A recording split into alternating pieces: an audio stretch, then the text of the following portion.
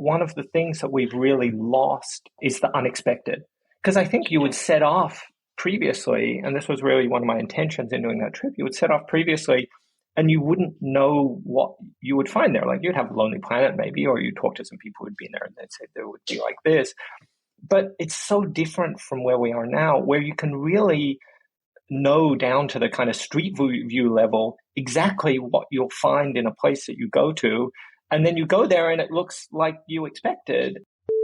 Adventure is just has become an incredibly overused word now. People talk about adventure travel and I'm going on an adventure and I'm going on this epic adventure all the time. But I think for me, the word adventure requires an element of the unknown and even potentially an element of the risk. And I think the unknown disappears the more we use technology to control our environment.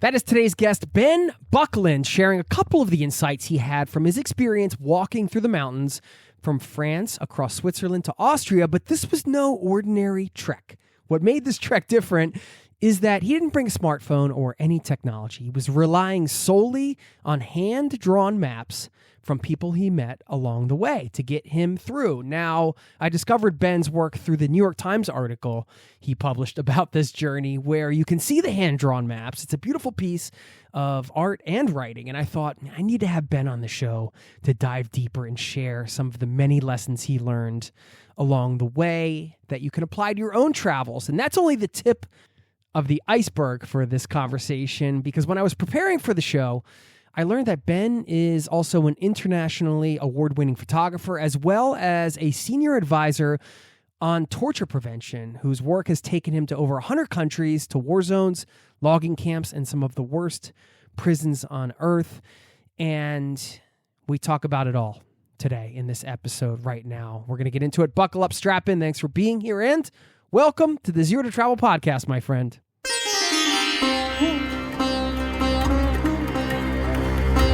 You're listening to the Zero to Travel podcast, where we explore exciting travel-based work, lifestyle, and business opportunities, helping you to achieve your wildest travel dreams.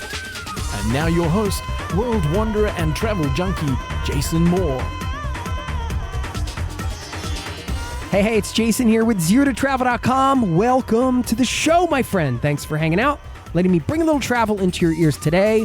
This is the show to help you travel the world on your terms, to fill your life with as much travel as you desire, no matter what your situation or experience. And we've got Ben Buckland on the show. You can check out his work over at benbuckland.photo. Link up to everything in the show notes. Of course, that amazing New York Times piece where you can see the hand-drawn maps. And, we dive deep on his work in human rights and photography, why he advocates for a trauma-informed approach to storytelling, some of his experiences on the ground, working with police reform in Madagascar, and really his core theme of incremental change leading to progress, and so much more. A couple more things to be on the lookout for. There's a surprising thing I found out during the beginning of this conversation. This wasn't Ben's first attempt to walk from France to Austria without a phone. You'll hear the crazy story behind what happened the first time he tried this trip and some of the lessons there. And stick around on the back end. Ben has a little phrase he says. You might catch it during the interview. This just might be the key to unlocking a satisfying work life for you. Don't forget, we have a newsletter. It's free. ZeroToTravel.com/newsletter. It's an easy one to remember. You can sign up over there. Now, here's my conversation with Ben Buckland. Thanks for listening, and I'll see you on the other side. Cheers.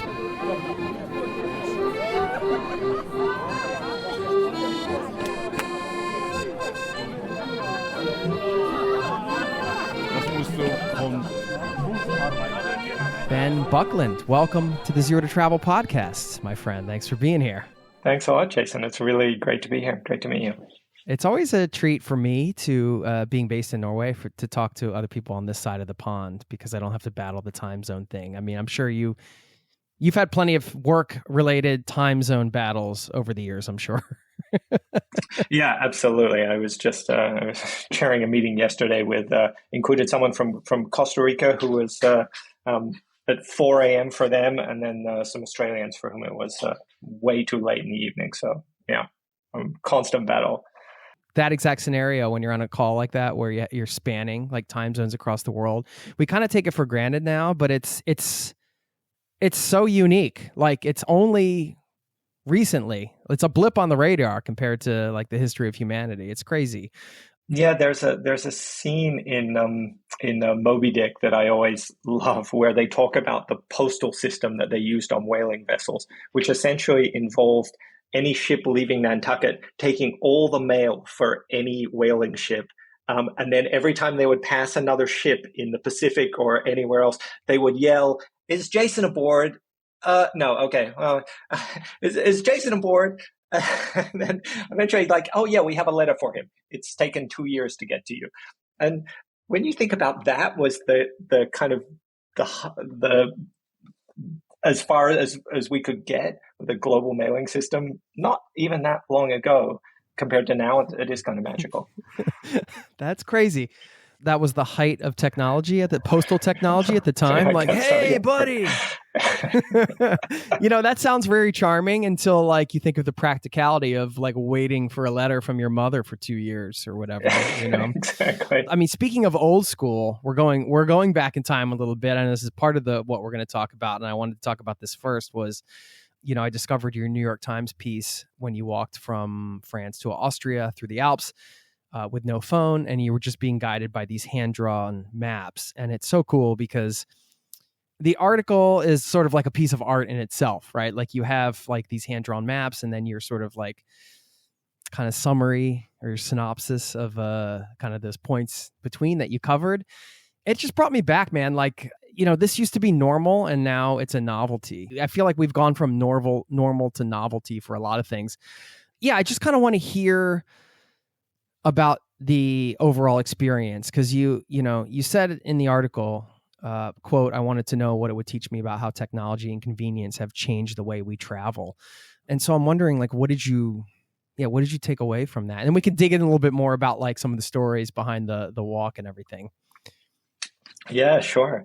I'm glad that you like the piece, and the point that you made about it kind of being a kind of piece of art. It was something that I did really intentionally. I bought a really beautiful kind of heavy paper sketchbook and these really nice art pencils that I want, so that I could give people something when I was asking them to draw a map that would kind of encourage them to be artistic in that way. And some of them played into that more than others, and people put really loads and loads of time. But I kind of wanted to put people in a mindset of, you should create something beautiful.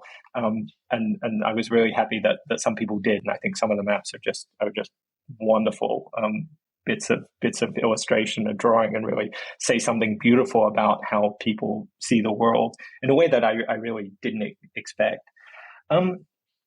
Yeah, and you're right about normal to totally different. I mean, I'm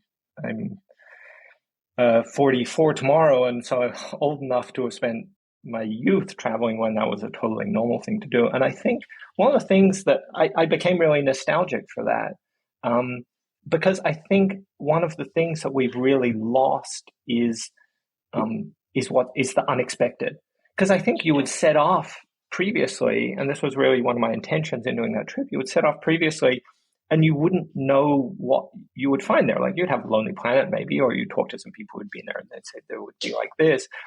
But it's so different from where we are now, where you can really know down to the kind of street view level exactly what you'll find in a place that you go to.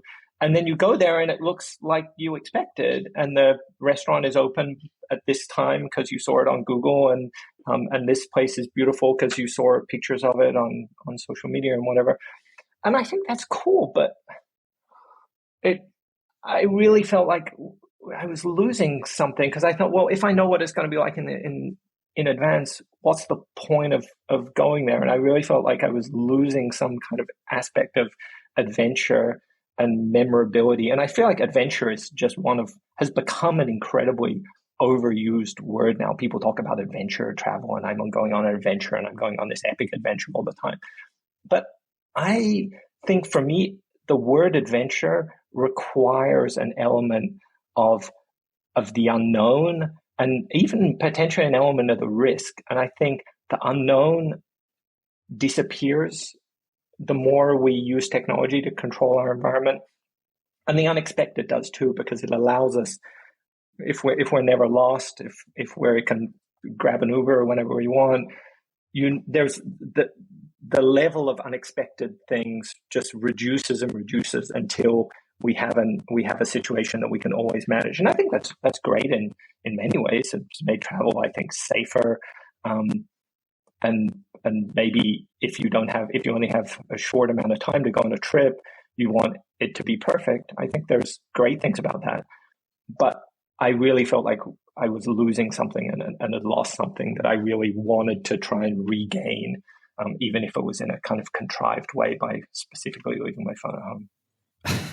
It's so funny to think about something like this as, like, if somebody was thinking, well, this is like, this is a gimmick or something. This is like a way to write. And like, it's actually not that at all to me. It's actually an intentional way to go on a true adventure in many ways. Like you said, I think about the mindset of, like, when you were talking about the technology, I'm thinking about, that practical example of, okay, you're using, and let's face it, Google Maps has been a great resource. These mapping apps have been wonderful. I mean, I remember I spent a decade plus touring as a touring professional, and we'd have to pull over to the side of the road and, use payphones and just ask people. And that was the way it was, So it's a lot more convenient to get from point A to point B. But that's the point, like the mindset of just getting from point A to point B. And I mean, if you're just doing that sort of, you can't help, that's kind of what your mind is focused on, as opposed to the openness of what even is point A and point B? When you're getting hand-drawn maps, you're not really knowing where you're going to start and where you're going to end up in many ways. So it just erases the point A and point B thing, And then there's sort of the unexpected stuff, as you mentioned. I don't know. I find it fascinating because, you could look at it as inconvenient, right? But what is convenience? Is it just getting from point A to point B as quickly as possible? That is convenient, and that there's a time and place for that. But is the time and place for that on a travel adventure? Yeah, exactly. And I think it comes down to just thinking more intentionally about what are our objectives when we go on a trip. What do we actually want to achieve there, or what do we want to get out of it? And I think if your objectives are one thing, then maybe going in one way is the right thing to do.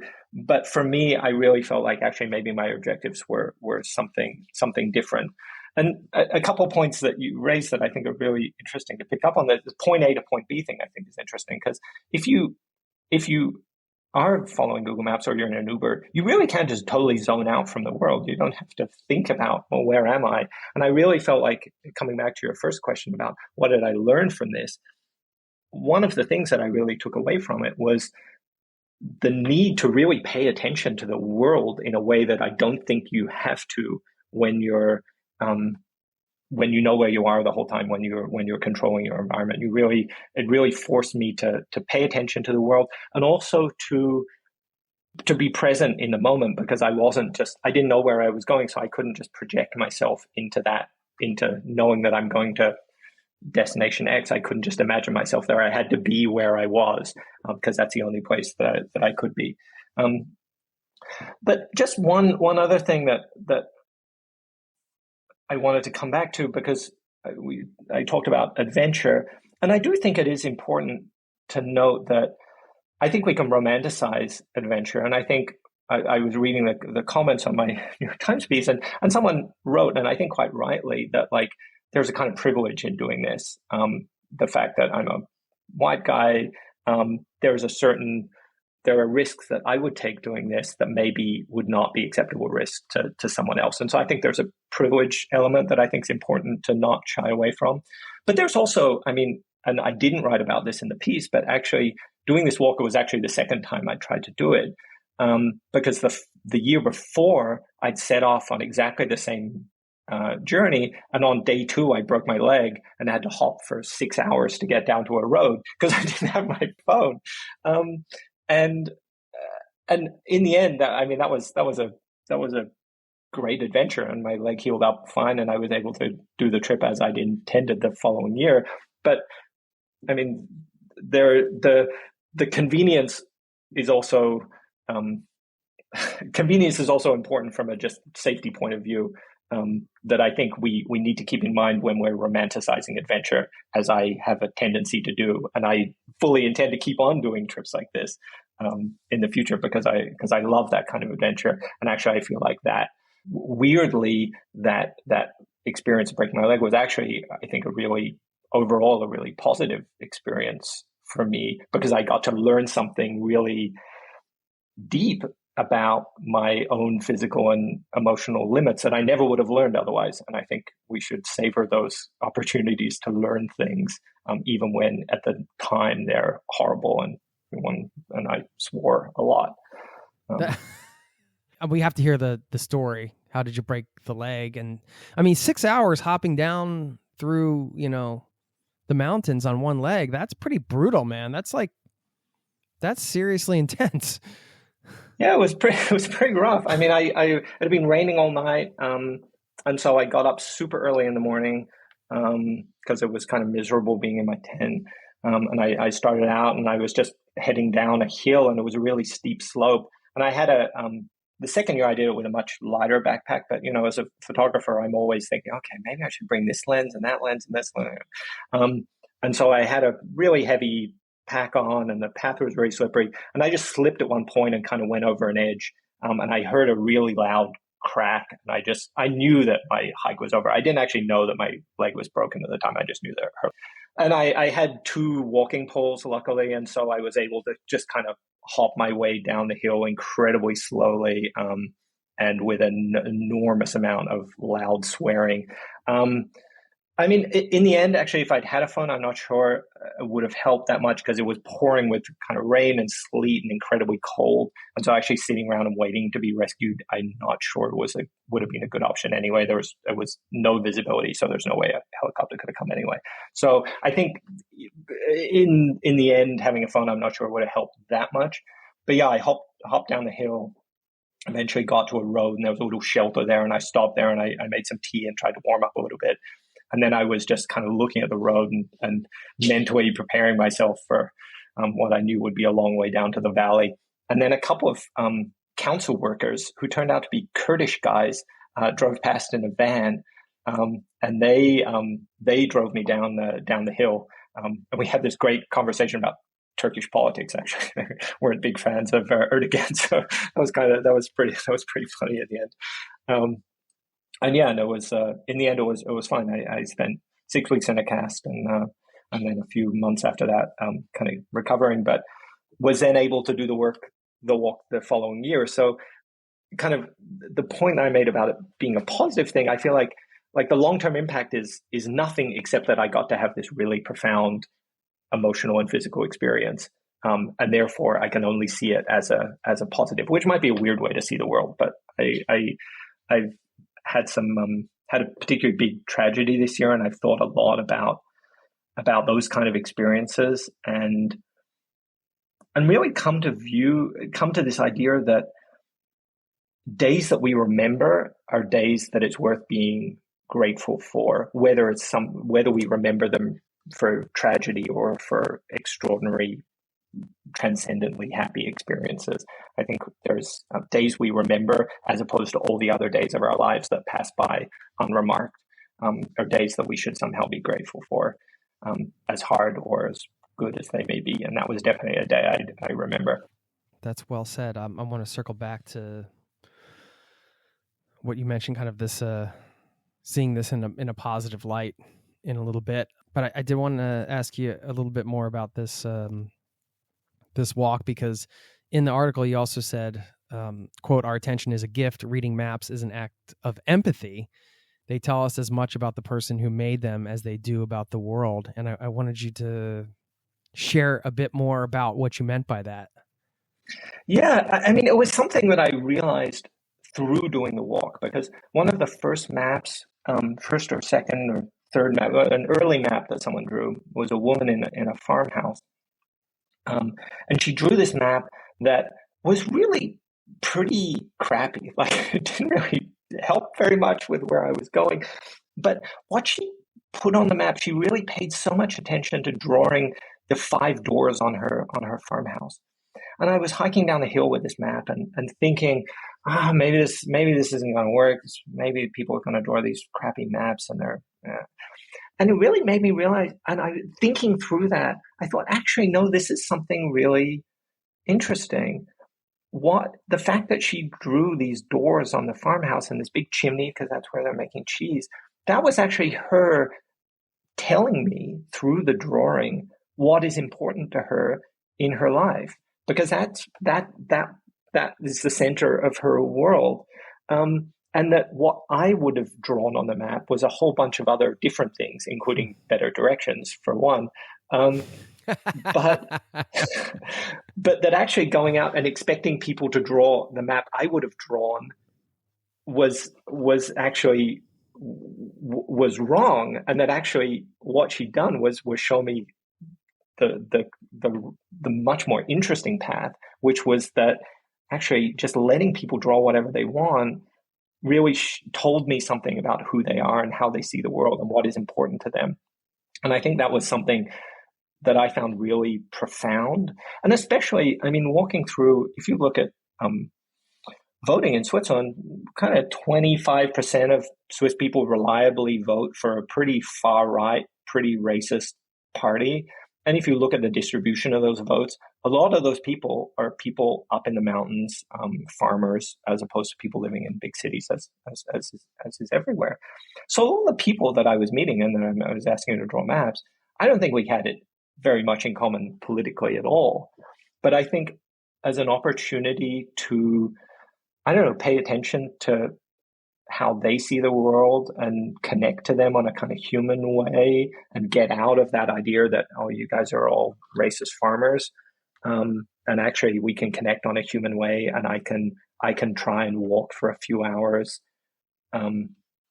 using your map to find my way, I think was actually was something that I found really kind of beautiful in a way, and kind of important in terms of just zooming out from some of the polarization and the news stuff and actually just getting back to human connection. Of course, there's the other question: if I'd been a black guy doing this walk, would they have drawn maps for me? I don't know, but right. Did you feel like you were craving that kind of connection, like going into this? I mean, I know this was a repeat from something you did a year ago, but I would imagine there was some personal desire just outside of the travel experience for that as well, perhaps? Yeah, absolutely. Yeah, and so, I mean, it was a repeat in the sense that I tried again, but the first year I only managed to walk one day before I broke my leg, so I didn't manage to get very far. I mean, it was certainly something I was craving, because I think one of in addition to reducing unexpected things, the other thing that technology does, I think, is just reduces the need for human connection when you're traveling. If you know where you are, you arrive at the airport, you order an Uber, you get to the hotel. I think both technology and money, and I think technology has come, and also as we get older, we get at least in my case, slightly richer, so I don't have to stay in the as crappier places as I used to stay in. And I think the combination of both those things reduces the amount of human connection that is required when you travel, because you can go on a whole trip almost and barely interact with anyone because you just don't need to. You get in your Uber, you go to a fancy hotel, they check you in without any real interaction. You can find your way to whatever restaurant you want to go to. You don't need to talk to anyone. And I think I really miss that, because so many of my most precious memories of traveling are of those random interactions with people. I remember years and years ago, I was in Tehran, and I was trying to get to the university, and I had no idea where I was going. There were buses everywhere, and this old guy came up to me and he's like, "Oh, are you lost?" And I said, "Yeah, I want to go to the university." And he said, "Oh, yeah, I'll help you." And he got on the bus with me. He paid for my bus ticket and then sat with me. It was kind of half an hour on the bus, and then we had to change buses. And he went to the next bus and said to the bus driver, "This guy's getting off at the university. Just make sure he gets off at the university." And this was kind of a whole like half an hour of this guy's day. He paid for my bus ticket. And that was a totally magical experience that if I'd had Google Maps and Uber, I never would have had. And I think back to those kind of experiences so often, and with such nostalgia. And there's no reason why we can't go out and have them again. It's just we have to be intentional about it, I think. And traveling without a phone, as I did, is one way that you can do that. Yeah. I mean, yeah, your point on sort of like, I mean, you could almost imagine like a graph, like human connection goes down as technology goes up, you know. But, you know, it's interesting to hear about the first year and the, you know, your story with the broken leg, which sounds horrible. And I don't think like anybody listening, you know, whether they would come out of that and see it in a positive life really wants to go through that. That's like the ultimate fear when you don't bring your phone, right? You're like, well, what if something happens? And then something did happen. And of course, you survived it, but that's something that's a real question, right? Like that's the thing that sort of prevents people from not bringing their phone. Like, what if something happens? What if something happens in my family? What if something happens to me or I can't communicate, you know? Yeah. I mean, how could people get over that? Yeah. I mean, I think it's real. And I think, again, to kind of caveat the fact that, I mean, as a white middle class guy with a good passport, I think the list of bad things that can happen to me is obviously shorter than it is for plenty of other people. So I think there's a big caveat there that's really important to mention. But having said that, I think one, just thinking through like, okay, well, what is the worst thing that can happen is useful, because often the worst thing that can happen is actually kind of break your leg, and actually that can be okay. I think thinking through that is useful, because most of the time the worst thing is actually not that bad. But then I think something I really learned. So I alluded to was kind of traumatic thing this year. My best friend died in a climbing accident, and I've thought a lot about him this year and the lessons that I could take from his life. And he was someone who had this incredibly storied life. In Finland one day, he got stabbed in the heart. In Thailand, he got swept out to sea. He would have been a great guy for your podcast. Just he had so many mad things happen to him, and he survived all of them until he didn't. And one of the things I really learned from him, because he wasn't traumatized by any of these things. I think they sent a psychiatrist to his hospital in Finland, and he was like, well, what are you doing here? I'm fine. And I think what he taught me is that it's not the thing that happens that's traumatic, it's our reaction to it that where the trauma lies. And I think if you can pull those two things apart, and sometimes the thing is so awful that you're never going to get over it.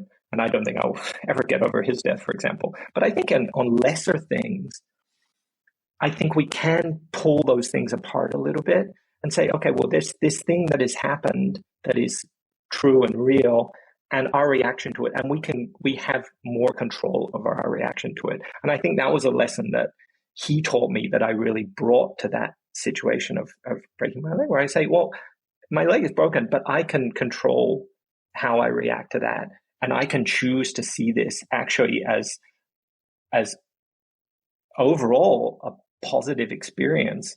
That if I could go back in time, I would choose for that to happen again, because of what it taught me about my emotional and physical limits, and because nothing long-term bad happened. And I think that's for me, that was a really profound thing to learn, that you can pull apart the event and the reaction to it and see them as distinct things, and try to and have a little more control over how you react to things in a way that can transform potentially horrible and traumatic things into things that can, if not be positive, at least be neutral or learning or things that we can appreciate for what maybe they teach us about ourselves or about the world. Yeah, so sorry for your loss. Okay, I didn't think I was going to bring it up, but I mean, it seemed relevant to what we were talking about. Sure. This is tied in with where you're at in life right now. And, I think this is a good point of entry into your work, which I came into it through the article, but then going onto your website, which we'll link up to in the show notes, by the way, benbuckland.photo. In your about page, you talk about how your work's taken you to over 100 countries, war zones, logging camps, some of the worst prisons on earth. And you talk about not shying away from the darkness to tell these compelling stories through your images. I'm like sort of quoting some of the things you said in order to inspire hope and create positive action for change, what you said on the website.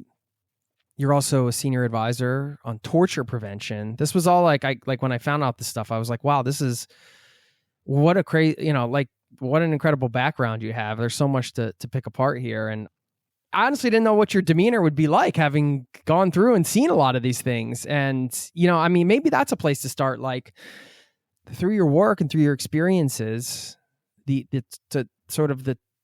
should we say the toll of exposing yourself to darkness in order to share a story. And when I say darkness, I could say, because it's a broad term, but I think we know some of the things that humanity is capable of, and you have borne witness to some terrible things, human rights issues, and you've been on the ground in these places. So maybe you want to share, to bring it to life, some of your on the ground experiences, and how did you end up in these places? Like, how did that?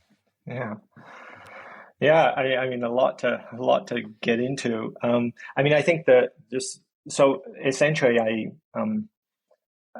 my career is a kind of jumble of things that I think are interesting or important. My friend Kelly called it a portfolio career recently, and I was like, oh yeah, that sounds much better than just jumble.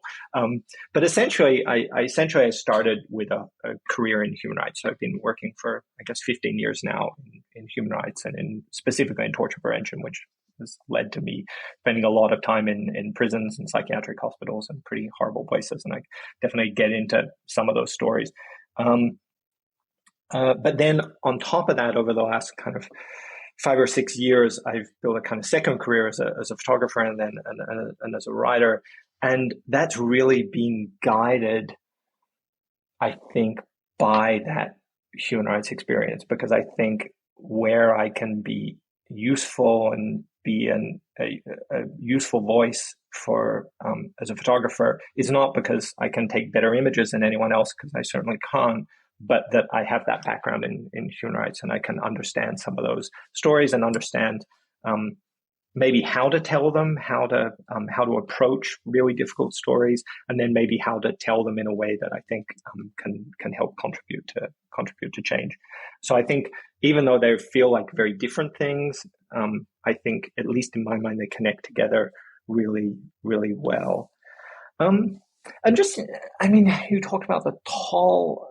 I think there's a huge privilege again in being able to go into these horrific places and then walk out again. And I think, to me, that's the biggest lesson, is how lucky I am.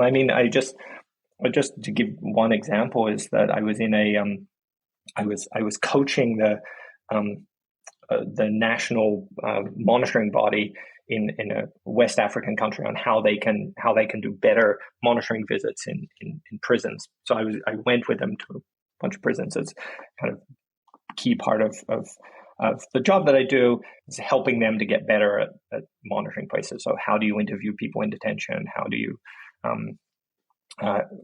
triangulate the information that you find to work out what's true and what's not? How do you turn that into change? And so I was with this national institution in West Africa, and we're in one of the, at least from a material conditions point of view, one of the worst prisons I've ever been in. It's a pretty small place built in colonial period, kind of the size of like a basketball court, with literally hundreds and hundreds of people in there, like 45 degrees outside, and so densely packed, like being in a mosh pit in a concert. Like, just, you can't even fit your way in there. And one of the so not enough space for people to lie down all at the same time. So people are sleeping or sitting down in shifts. People with a bit more money are able to have a place to sleep, and people with no support from outside pretty much never get to lie down or sleep a whole night. Because there's just not enough space. And there was a whole practice in the where I was, where people were often first detained not by the national authorities, but by people in villages, these kind of local militia groups, who would have a practice of tying people up with ropes that they put sand in, and so then they'd kind of rub these people raw. So people had this horrific kind of wounds on them, and just a horrible place. And I remember leaving that, and I coming back to I'm privileged just being able to leave. Some of these people were in there for 20 years, and of course, because a lot of them in there for haven't even or in pretrial custody, so they haven't even seen a judge. So some of them probably innocent, many of them probably innocent. So I think, and so anyway, I have privilege of walking out, and I went to the airport, and there was a guy just going ballistic at the woman at the counter about some thing that was a problem with his seat.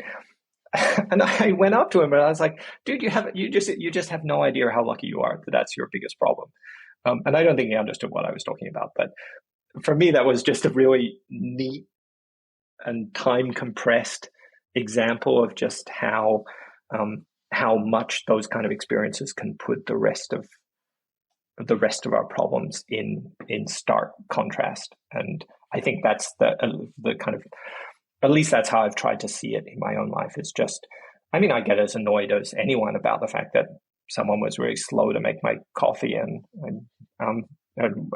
totally petty and dumb things. But I think at least when I'm being the best version of myself, that it does enable me to zoom out a little bit and be like, yeah, really, this doesn't matter.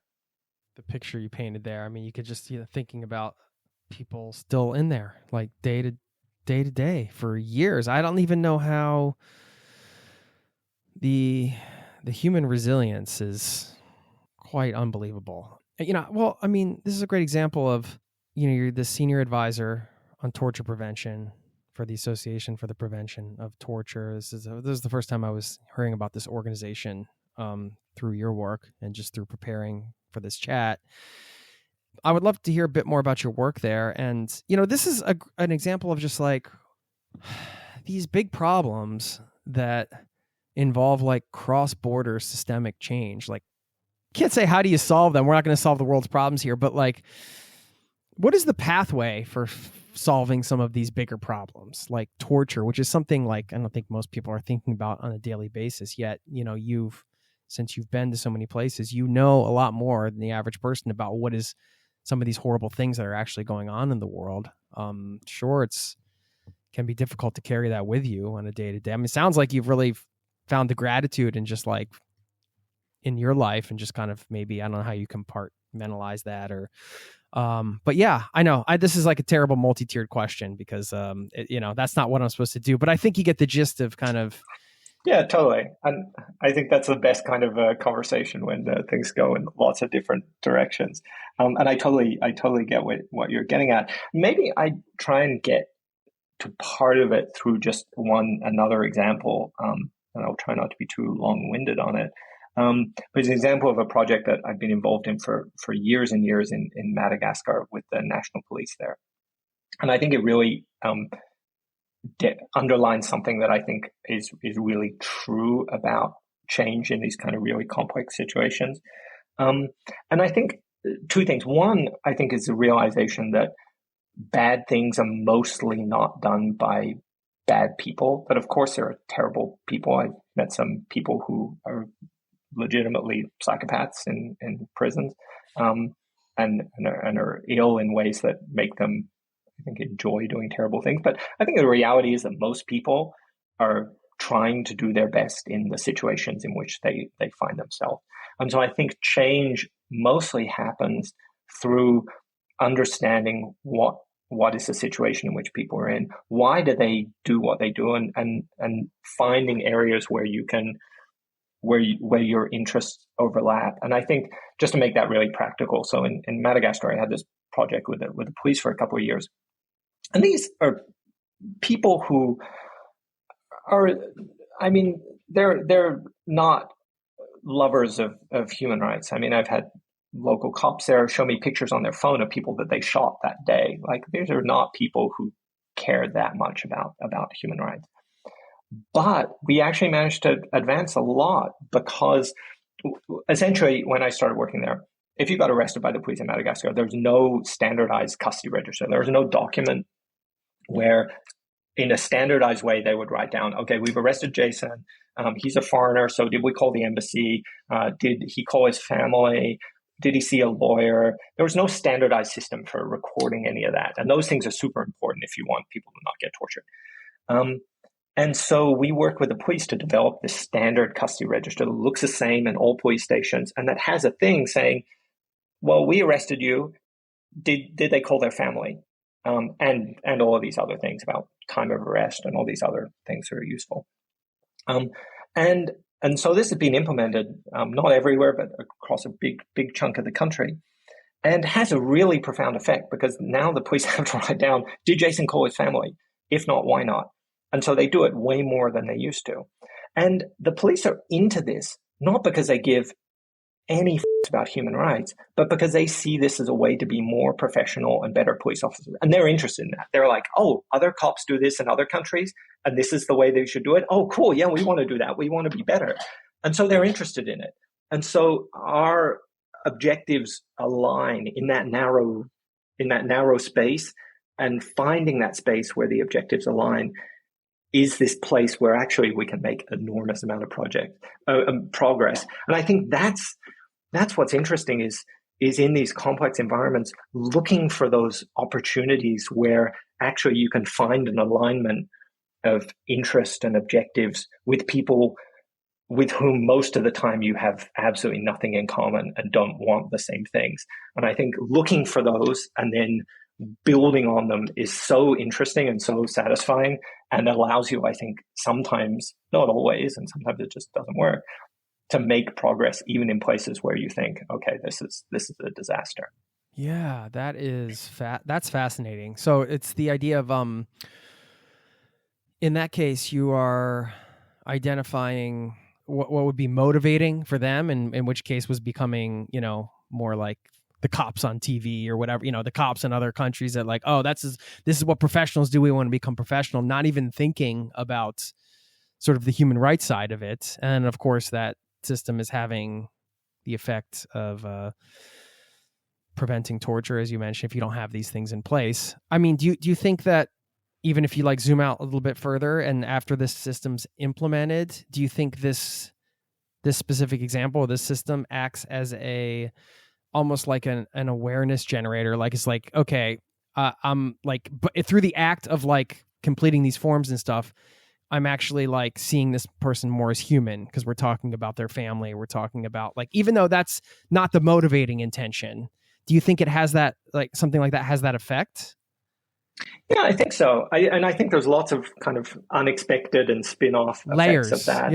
Yeah, layers to it. And I think what you'd hope is that if the people or the police are treating people more humanely, then the people are more likely to go and contact them if something bad has happened and share information with them, and that hopefully you get this rising tide kind of thing that improves. Of course, the situation is never like it's hard to get to perfection because access to a lawyer is obviously super important if you want people to have a fair trial and not be beaten up. But in a country where there's hardly any lawyers and the lawyers that exist are super expensive, that's a big problem that's kind of hard to fix. If you have a justice system that's based on confessions, then the police are going to be trying to get confessions. And if people are trying to get confessions, then they're going to, a lot of the time, they're going to beat someone up for them. And also, and there's big societal things. If there isn't good domestic violence legislation, or if there isn't then I've had cops say to me, but hang on, but I can hit my kids and I can hit my wife, but you're telling me I can't hit those criminals. And you're like, well, so there's like big kind of system level things that I think are sometimes really hard to change. And I think to work in this kind of space, I think you just have to focus on the little incremental changes and where you can make them, and just keep going while it's still possible to make those incremental changes, with the knowledge that that over time, hopefully you can make progress. But the bigger things sometimes are sometimes just overwhelming and difficult to change. Okay. Yeah, that makes sense. So like, yeah, your kind of daily motivation is like knowing these incremental changes add up to a lot, and you just do what you can knowing that you're not ever going to be able to. Yeah. I mean, I can see like, cause you have to kind of, I would imagine with your role as a senior advisor on torture prevention, you have to kind of come to peace with the fact that, you know, you're just solving the things in front of you that you can to the best of your ability, and knowing, but having seen these, you know, this prison, for example, and these places, you know, kind of like knowing these things are going on in the world. That's tough, man. It's yeah. But I mean, I think it's also, I mean, and to kind of tie it back to the travel stuff and photography and stuff, I think in the end, another common thread in all of it is just about curiosity. And I think the more curious we can be about people, no matter who they are, then certainly the more interesting, so one, you can make progress on human rights things, but also the more interesting photos you can take of them, or the more interesting interactions you can have when you're traveling and you're on holiday. And I think curiosity for me is this common thread across all of these things, and making as a starting point, whatever you're doing, whether it's trying to work on torture prevention, or whether it's going on a holiday, or whether it's trying to tell a photographic story of something, having as a starting point, just asking really open questions of people about who they are and what's interesting to them and what's motivating them. I think that's a doorway to so much interesting stuff and so many good places that I always want to be going. And I think, if there's one thing that drives me in all the different bits of my fun part of my life, and then the work parts of my life, and hopefully that overlaps sometimes, it's that thing about curiosity. Because I think everyone is interesting. You just have to, maybe more or less so, but you just kind of have to dig a little bit to find it. Yeah. Well, I mean, this is something that you excel at, I would imagine. I mean, this is like a core part of everything that you do. And I was watching one of your YouTube videos on trauma-informed photography. You can share what it's about, but basically it's like, working with people in these situations who have experienced trauma and like being able to sort of tell their story and connect with them. I'd love to hear more about that, because I think, and then maybe you can kind of share, going back to the curiosity thing, and like, okay, this may be like an extreme example of like, you're somebody who's a photographer who wants to like capture this person who's been through something, and you have to connect in a certain way where it's like taking into account their experiences and like being able to hold that kind of space and presence. Again, that might be like on the extreme end of the spectrum, but going back to the curiosity thing, perhaps after you speak to that, you can tie that in a bit more with like how we as travelers can, or just people walking through the world in your local neighborhood, like how can we better connect with, strangers and have those types of interactions that we value so much. Yeah. I mean, lots again to unpack in that question. I mean, I think the trauma-informed photography approach that I have is one of those examples where it really comes out of the human rights work that I've done, because I do a lot of training with detention monitoring bodies, so people who are visiting prisons and police stations, psychiatric hospitals, and whatever, all the time, and so are doing interviews all the time with people in those places. And to do that effectively, you really do have to have this trauma-informed approach. And I realized actually that this is really something that applies absolutely to the way I want to approach photography as well. This really kind of human-centered approach to photography, where you're not just coming in and taking a photo, but really you're trying to understand who someone is and what their story is and how they would want their story to be told. And I think a lot of the time, consent in photography is kind of seen as this tick box thing, like, oh, I have a form, did you sign it? Yeah, no. And I think consent is so much richer and deeper. And actually, rather than being a process thing that you have to do, can actually be a doorway into understanding stories in a way that is way more interesting than maybe you imagined. Just to give you an example, I was in Kenya early this year, photographing this community Maasai community conservation project, and there's a bunch of Maasai women. At the time, there's 6 of them who were the first women in their communities to become rangers. So these really just powerful, cool women who had said, we want to be rangers, and had gone through the recruitment process and become rangers. They're awesome. And there was a kind of obvious story about them, an obvious visual story, which is them in their ranger uniforms out on the land with elephants around them and all the rest of it. And that story had actually been, I think, National Geographic and some others had been there and done some filming and had kind of shown that really, really well. And what I did, because it seems like the obvious thing to do, is I went and sat down with them. I didn't even bring my camera the first day. I just went and sat down with them and said, look, I think your story's super interesting.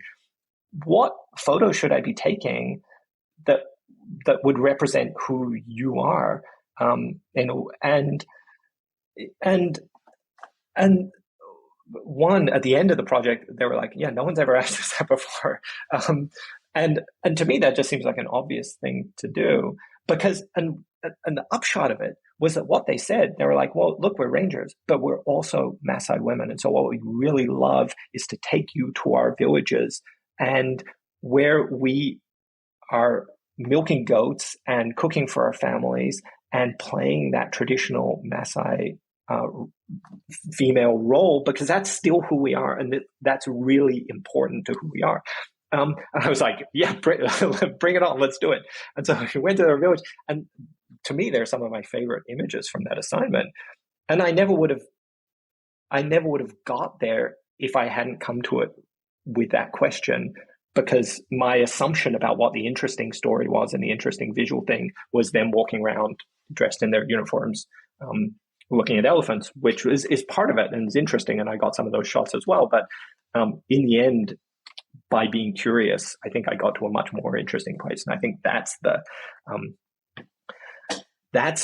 to me where it becomes really interesting to come with this kind of curiosity and also this trauma-informed approach. I mean, they were not specifically traumatized, but that approach of curiosity and openness, I think is so important from an ethical and consent point of view, but then is also just absolute gold from a storytelling point of view and from a human interest point of view, because you're just like, oh, wow, I didn't expect that. Yeah. Oh, that's so cool. I mean, that's just what a great question. And I mean, like you said, yeah, it sounds obvious, but if it was obvious, everybody would be doing it, right? Like the obvious thing in that way is like, just like you said, to capture them in the uniforms, like just kind of like, oh, we're going to like tell the story we want to tell. We're going to paint the picture that we see in our heads, which is always going to be like through the mindset of the person documenting, not the one being documented, right? Yeah, which in the end ties back to my walking around Switzerland thing. In the end, by following other people's maps, I was seeing the country that they thought was important, rather than, because I could plan a great walk across the country. I can look on Instagram and see where the pretty things are and link them up in a path. But to me, that's way less interesting than some of the other ways you could do it that are driven by that kind of curiosity about how do other people see things.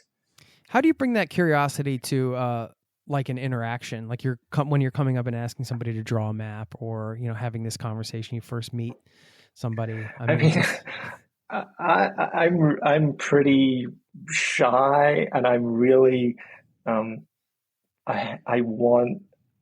really scared that people are going to think that I'm bothering them.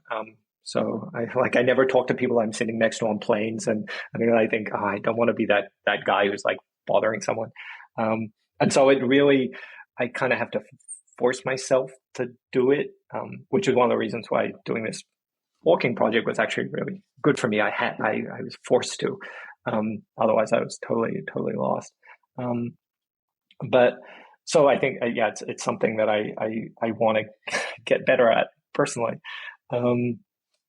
But I think in the end, like, Ira Glass, the This American Life host, he, I think, one of the great interviewers of radio history, and he actually taught me something. Listening to him being interviewed about interviewing, that I think is really, that I actually use a lot when I'm thinking about how to approach someone to photograph them, or teaching how to interview people in a prison, or going up to someone when you're walking. And he's like, an interview, it's kind of like a dinner party, and the environment you create will be the environment of the party. And so if it's a transactional environment, if someone comes to dinner and you're like, oh, thanks for that wine you bought, and then don't talk to them again, they're going to be like, well, this sucked, I'm not coming back. But if they arrive and you say, hi, how are you doing? What do you need? What can I get you? Are you hungry? Are you thirsty? Here, take a seat. Oh, and thank you for this beautiful wine that you bought. Then that's a totally different environment. And I think thinking about that in terms of all these kind of interactions, I think the same approach really applies. That about, it's not that I want something from you, it's that we can have this kind of, we can have this interaction in a way that is meaningful for both of us. And actually, it was when I was doing my walk, one of the most beautiful things that anyone said to me were this two girls who, they were sitting on a mountain pass, and I'd stopped there too. It was a big hill to get up there, and I stopped there, and I kind of sheepishly was like, "Hi, I'm a weird guy. I'm doing this project," and explained it to them, and like, "Can you draw a map for me?" And they drew this totally ridiculous map. I think it's in the Times article. It's a picture of some cows. It's just like totally useless from a getting their point of view. Luckily, they gave me some oral directions that were actually pretty useful. But they had the most hilarious. Like, I was really, like always, I was kind of shy. Like, am I going to bother these people? But they laughed their heads off drawing that stupid map. And at the end, one of them said to me, like, you thought you were asking us for something, but you really gave us a gift. Because, and I think that was true of lots of the people, because I was giving people a pretty memorable experience. Because not every day does some weirdo come up to you and say, I'm walking across the country with no phone, can you draw a map for me? That's something that people are going to talk about later, because it's something they remember. And realizing that actually, if you can frame taking photos, doing this trip, all these kind of things as not a one-way transaction, then I think it's interesting. And I don't know if that's why you were asking, but that's the way I at least try and approach these kind of things. No, that's wonderful. I mean, I think this is a theme this is a recurring theme on this show is when people have these sort of, like, whatever you want to call it, like a little mission or a quest or some kind of project like you were describing, or we had like fairly recently talked to somebody who, she had a goal to read a book from every country in the world. There's like all these different ways you can explore, right? When people are approached, they feel like, again, this is having like a project like this or like some kind of quest like this on any level isn't necessarily for everybody. But if you find yourself with some ideas, I would definitely encourage you to do it, even if it's just your own personal quest to like visit every coffee shop in the quarter of Paris or whatever it is. Like, if you tell people about it, and like, they are like the ones, like in that coffee shop example, like they're people on the street. First of all, it's an excuse to kind of like go up to people because it gives you like sort of a thing. And then they're so excited to kind of like be a part of something. And generally I'd say, and help you kind of like achieve something. I feel like they're getting something out of it because they feel like they're part of this greater mission. Like they were a cog in the wheel of like this greater mission. And I've experienced this myself through things I've done traveling. And it's just like, it's a cool thing. Like, it's a cool exchange. So yeah, I just want to throw that out there because like maybe somebody's listening and they're like, if you haven't tried this before, it is a great conversation opener. It is a great way to kind of explore? And I'll leave that open because people can come up with their own versions of this, Oh, I totally agree with that, and I think that's yeah, I completely agree with everything you said, and I would just add to it, like, and I'm glad you kind of brought up the coffee shop example or the reading a book example, because I think sometimes we think about adventure as being something that has to happen way out there, that we have to go to Antarctica or something to have an adventure, which, I mean, would be cool. I'd like to go to Antarctica. But that we can have these kind of quests and these missions or adventures where we are now. And I mean, I grew up in Tasmania, and I spent a lot of time, as I guess a lot of people who grew up in Tasmania in the 80s and 90s, thinking, oh, I can't wait to get out of this tiny little place.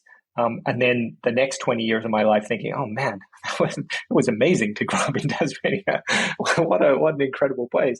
And I think sometimes we can think that adventure is far away when actually we can find it in our daily lives. And I'm working on I don't know if it will ever be able to be published, because I'm not sure where it would fit. But I have a kind of summer project, and now it's autumn because I'm always way too optimistic about how long things will take. But I have a summer project in Geneva where I live at the moment, where I'm trying to find, interview, and photograph 24 different people, one at every single hour of the day and the night, who collectively kind of tell the story of the city. And I'm doing it not by, I didn't make a list of 24. I thought of the first people I photographed. I went to CERN, the big particle physics laboratory, in the middle of the night and photographed one of their laser laboratories. And then I asked them, I'm like, who else should I photograph that also tells a story? So it's also so that it's not just, because if I came up with a list, it would probably be like watchmaker, chocolate maker, cheesemaker, banker, which, I mean, end up being on the list, but I really wanted it to be an organic thing where people would tell me what they saw. And so I've been going all around the city day and night, finding these people and meeting them at 4 o'clock in the morning or at 3 in the afternoon or whatever, and photographing them and talking to them about what they're doing, whether it's, I did meet a watchmaker, and all sorts of different people. And it's been such in the end, I don't, whether I can turn it into a magazine article or book or something is way less interesting to me than the fact that it's been such a fun adventure that I've been able to have within 20 minutes of my house. And I really like, coming back to your point about mission and quest, you don't have to go far to have adventures. You can have them wherever you are. You just have to kind of poke around a little bit and think of something and then go and do it. That's such a cool project idea. You come up with great ideas, man. I got to say, that's so cool. Yeah, we have to see that one when it's done. I want to check that out. Almost done. I've got 4 hours to go. Nice. On the point of like, you're like, yeah, great Tasmania, great place to grow up. Living here in Switzerland now. Like, what is your deal, Ben? Like, are you like a Swiss resident now? What brought you there? Are you hanging around? Like, what's going on in your life? How did you end up there? Good question. Usually I start with those questions, but yeah. I mean, it's definitely been a weird trajectory. So, I mean, like the Tasmanian economy has changed a lot in the last 20 years. There's an incredible art museum now there called the Museum of Old and New Art that if you have an opportunity to go to, absolutely incredible. That's created a whole lot of culture jobs that never existed. But when I was growing up there, unless you really wanted to have a career in logging or fishing, there weren't a lot of great jobs to be had, or some, of course, but not a ton. And so as soon as I was 18, I got a job in a fruit and vegetable shop, saved up a bunch of money, went to the UK for a year, I was a ski bum for a while in France, lived in Paris for a couple of years, working in a bar, trying to learn French. And then I did my first kind of big, again, it was without a phone by necessity. I traveled all the way back from Paris, all the way back to Tasmania, overland. I took one flight from Indonesia to Darwin, so in a kind of hour and a half flight because we couldn't find a boat. But the rest of the way just went by bus, train, boat, bike, and then went to university in Melbourne and was there for 5 years, and then wanted to do a master's, and so came to Switzerland, thinking that I would just come to Switzerland. They gave me a scholarship, which is why I ended up here. thinking I would just come here for 2 years, do a master's, go back to Australia because I loved living in Melbourne. I was having a great time there, and then ended up staying. And last year I became Swiss, so I guess this is where I live now. Congratulations! Which becoming Swiss is a whole other hilarious adventure. I got a paperwork mission. I became a Norwegian citizen a couple of years ago now. Oh, wow. Where are you based in Norway? In Oslo. Cool. Yeah, it was, they didn't allow dual citizenship for quite some time, but then as soon as they allowed it, I applied and they foolishly let me stay. No, I'm kidding. Well, yeah. Yeah, so that's, it's nice it was always like a dream to have a dual citizenship for me, but yeah, living abroad, that's a whole other conversation. I'm going to encourage people to check out your work over at benbuckland.photo, which we'll link up to. Yeah, even just going through your portfolio, like you mentioned, this recent project, and then I found out about the suitcase project. That's another really cool, like that seems to be a theme in your work too, like this sort of, whether it's behind the scenes or openly, in this case, this idea of trying to follow this organic path, right? We didn't talk about that, but do you want to share a bit about that? Yeah, because I think there was some beautiful, beautiful stuff in there. Like I was reading one of the entries from Kabul. Yeah. I'm not sure if I'm pronouncing that right, actually, from Zainab. Yeah, just talk about that project.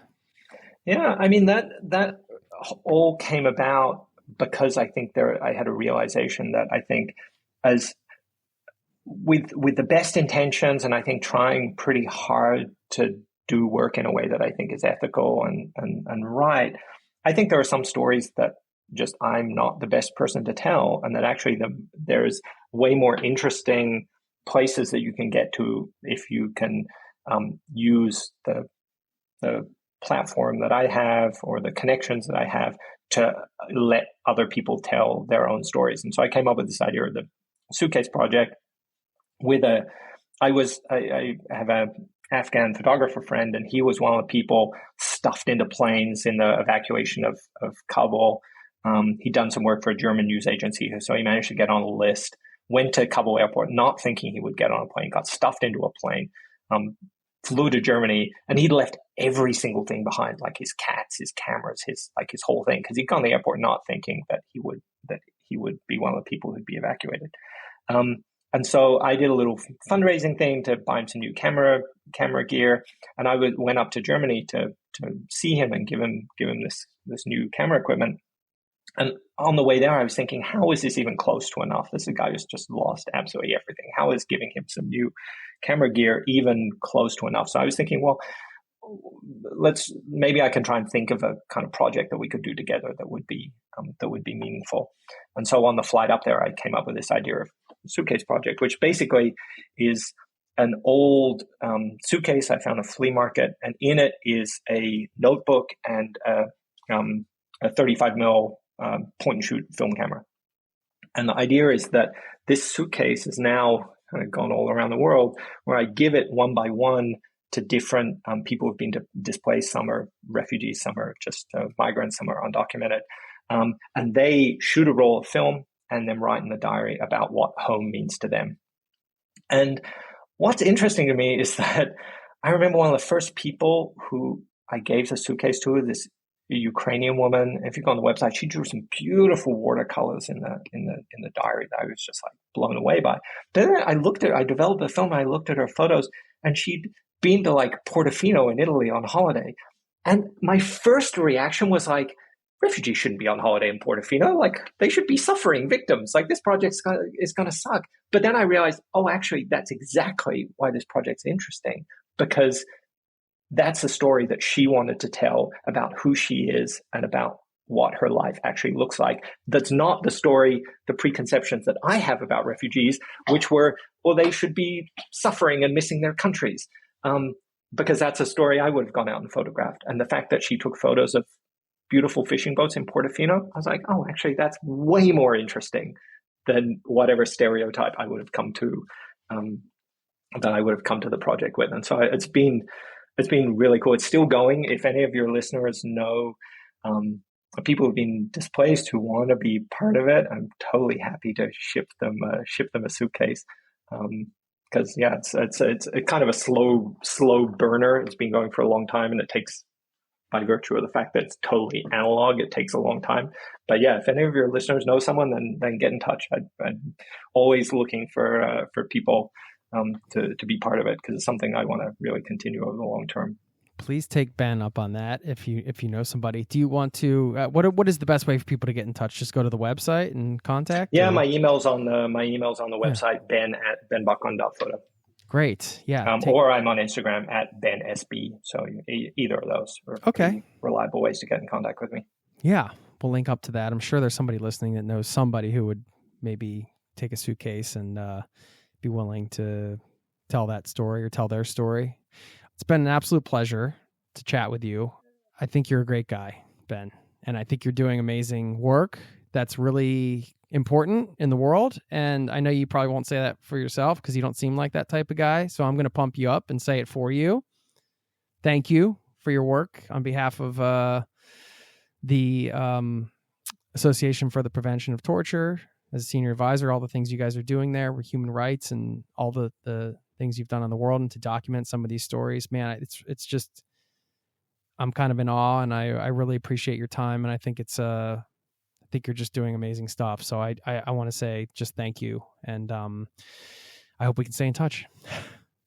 Yeah, me too. It's been really super fun chatting to you. And I mean, it's I think conversations where it's funny at the end you said normally you start with where you're from and whatever, and I think it's a sign of a really good conversation where you actually don't need to go to those things, that you can actually just somehow organically go to some super interesting places. So yeah, thanks for taking us there. That was really fun to chat to you. Thank you. That means a lot, especially somebody that's done so many interviews as you. I was like, yeah, I hadn't asked you about interview advice, but I think we got some along the way. So do you want to leave us with is there like a quote you're kind of got top of mind right now, or something that you're living by these days, or any words of wisdom or parting words? Maybe words of wisdom's too much pressure, but you know. Yeah, I actually there is something that I saw the other day that I thought made a lot of sense to me. And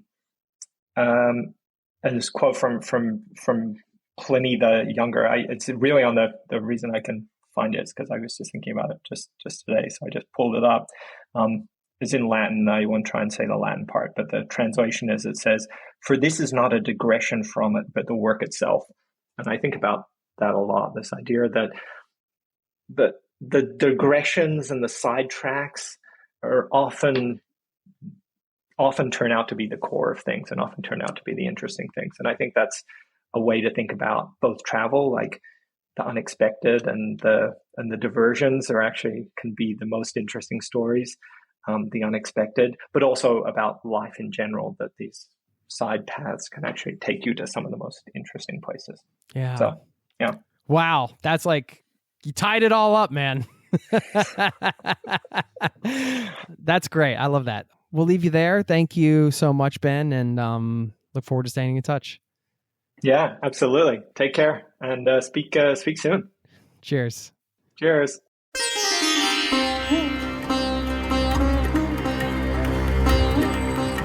There you go. Once again, thank you to Ben Buckland for stopping by the show. Check out his work, benbuckland.photo. Loved that conversation. Big theme, of course, the importance of curiosity. Talked about it in his human rights work and his photography. And in his career. I mentioned at the top I was going to share a little phrase that Ben said that might be the key to unlocking a satisfying work life. And you might have heard it. He said, quote, "My career is a jumble of things that I think are interesting." That's it. And, if you want to put together a satisfying work life, I think it's a pretty good way to do it, right? You're just kind of following your curiosity. And, if you're interested in what you're doing at all times, again, it doesn't mean there aren't boring aspects of a job, but if you're generally finding your work interesting and you're curious about it, that's a pretty good life. I've been fortunate that I have found ways to just keep following my curiosity in my work, in my life, and in my travels. And it's, I don't know, I feel fortunate it's worked for me. I just thought I would pull out that phrase in case anybody here listening is a little stuck. Could it be as simple as just following something that you find interesting? You know, the world's not that simple, but I find that these simple ideas can really have a lot of powerful meaning underneath them and can help propel us forward. Certainly, curiosity has been a driving force in this podcast and my work and my travels. So anyway, just thought I'd share those things. And I am going to leave you with a quote now. And why not make it a quote about curiosity? Before I forget, sign up for our newsletter if you haven't done so. It's free. zerototravel.com/newsletter. You can remember that one. Okay, this one's from E.E. Cummings, who said, "Once we believe in ourselves, we can risk curiosity, wonder, spontaneous delight, or any experience that reveals the human spirit." Thanks for listening. I'll see you next time. Peace and love to you and yours. Cheers, my friend. This podcast has been brought to you by zerototravel.com. Ideas and advice to make your travel dreams a reality.